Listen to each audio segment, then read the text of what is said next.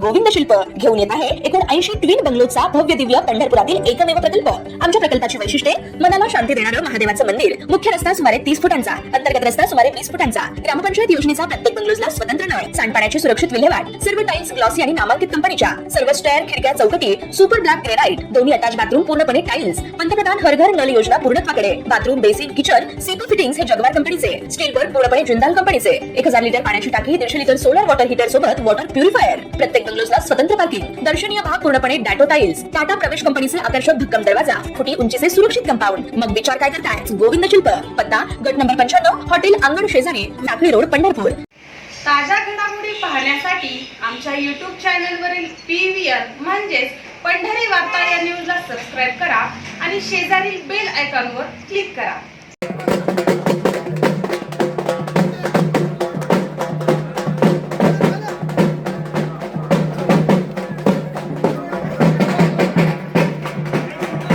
जिल्हा परिषद पंचायत समिती निवडणुकीच्या माध्यमातून पंढरपूर तालुक्यावर असलेले आपले राजकीय वर्चस्व पुन्हा एकदा सिद्ध करण्याची संधी माजी आमदार प्रशांत परिचारक प्रणित भाजप आघाडीस उपलब्ध झाली आहे। नगरपालिकेच्या निवडणुकीत नगराध्यक्ष पदाचा उमेदवार पराभूत झाल्यानं परिचारक विरोधकांचा उत्साह वाढलाय। तर दुसरीकडे सोलापूर जिल्ह्याचे पालकमंत्री जयकुमार गोरे यांनी सोलापूर जिल्हा परिषदेवर भाजपची सत्ता स्थापन करण्यासाठी जिल्ह्यात जोरदार फिल्डिंग लावली आहे। पंढरपूर तालुक्यातही जिल्हा परिषद पंचायत समितीच्या सर्व जागा जिंकण्याचा निर्धार माजी आमदार प्रशांत परिचारक कल्याणराव काळे हे करताना दिसून येत आहेत।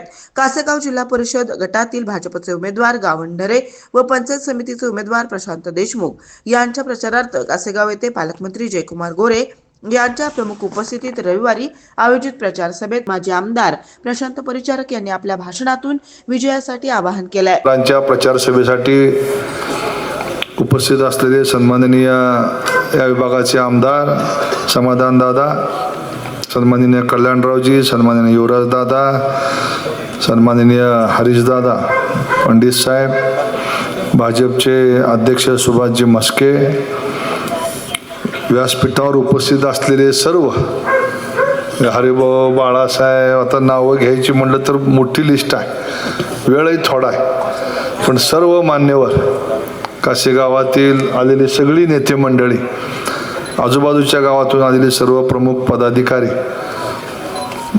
या मतदारसंघातून आलेले सर्व मतदार बंधू भगिनी आणि तरुण सहकारी मित्रांनो, खरं म्हणजे वेळ बराच झालेला आहे आणि पालकमंत्र्यांची सगळ्या आपण आतुरतेनं वाट बघतोय। अजून 15-20 मिनिटाचा अवधी शिल्लक आहे, पालकमंत्र्याची गाडी वाजते आहे, त्यामुळे मी काय फार बोलणार नाही। ही निवडणूक आहे ती आपल्या सगळ्यांच्या अस्तित्वाची म्हणणार नाही मी, परंतु तुमच्या कासेगाव गटातल्या जे काही तुमच्या गावातले प्रश्न असतील त्या गावाच्या प्रश्नाशी निगडीत असणारी ही निवडणूक आहे।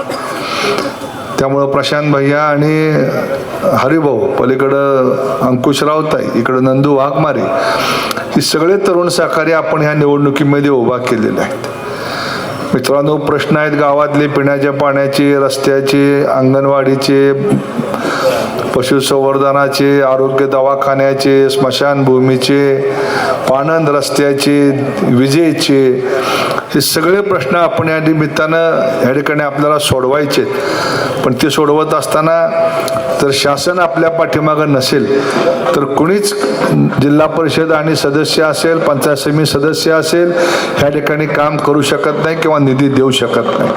आणि त्यामुळं उद्याच्या या निवडणुकीमध्ये आपल्याला कमळ या चिन्हासमोरचं बटन दाबायचं, एक कब्बशी या चिन्हासमोरचं बटन दाबायचं। ह्याचं कारण आहे की राज्यामध्ये आणि देशामध्ये दोन्ही ठिकाणी मोदीजींच्या नेतृत्वाखाली भारतीय जनता पक्ष आणि मित्र पक्षाचं सरकार आहे। त्या सरकारच्या माध्यमातून मोठ्या प्रमाणात कामं चालू आहे। समाधान दादाने आता सगळी कामं सांगितली, पण पाऊस पडलाय पुळजाला आणि पैसे मिळालेत काशेगावला, मिळाले का नाही मिळाले? आणि मग मगाशी भैयाने सांगितलं तसं की सातत्यानं आम्ही त्याचा पाठपुरावा केला समाधान दादा आम्ही सगळ्यांनी. शेवटी लोककल्याणकारी राज्याची संकल्पना आपण संविधानामध्ये स्वीकारलेली आहे. लोकांच्या कल्याणाचं जे असेल ते करण्यासंबंधीची भूमिका राज्य सरकारने घेतली पाहिजे अशा पद्धतीचं आपलं आग्रहाचं मागणं असतं. दादाने सांगितले की MIDCचा एक मोठा प्रश्न या भागामध्ये आहे. नॅशनल हायवेच्या माध्यमातून या ठिकाणी आपल्याला पुढच्या भागात प्रश्न सोडवायचे, पण दुर्दैवानं आज तुमच्यापुढे उमेदवार आलेले आहेत. त्यांचे पक्ष कुठले आहेत, चिन्ह कुठले आहेत कुणालाच माहीत नाही. कालपर्यंत वेगळे होते, आज म्हणले एक झालो. आता एक झालो म्हणणाऱ्याची जी उभा केलेली माणसं आहेत ती म्हणतात की आम्ही कुठं अर्ज काढलाय. म्हणजे नेते म्हणतात आम्ही एक झालो, खालचे उमेदवार म्हणतात की आमचं लढाईच चालू आहे. काय सरकोली गणामध्ये परिस्थिती आहे. सरकोली गणामध्ये ज्याचा अर्ज ह्यांनी भरलाय तेच म्हणते की मी नेत्यानं काय सांगू दे मी अर्ज काढणार नाही. ही अशी सगळी समोरची परिस्थिती आहे. त्यामुळे आपण सगळ्यांना विनंती आहे की पुन्हा मी येणार आहे, तुमच्या प्रत्येक वार्डात सभा घेणारच आहे. ज्या ज्या गावच्या बोरी आहेत त्या गावच्या बाबळ्या आहेत ही तुम्हाला सगळ्याला माहीत आहे. त्यामुळं या ठिकाणी आता पालकमंत्री महोदय या ठिकाणी आलेले आहेत, त्यामुळं जास्त काही मी बोलणार नाही. पुन्हा मी बोलतो, परंतु पालकमंत्री महोदयांच्या ठिकाणी स्वागत करतो आणि यानंतर आपल्याला पालकमंत्री महोदयांनी संबोधित करावं अशा पद्धतीची आपल्या सगळ्याच्या वतीनं विनंती करतो आणि मी थांबतो. धन्यवाद.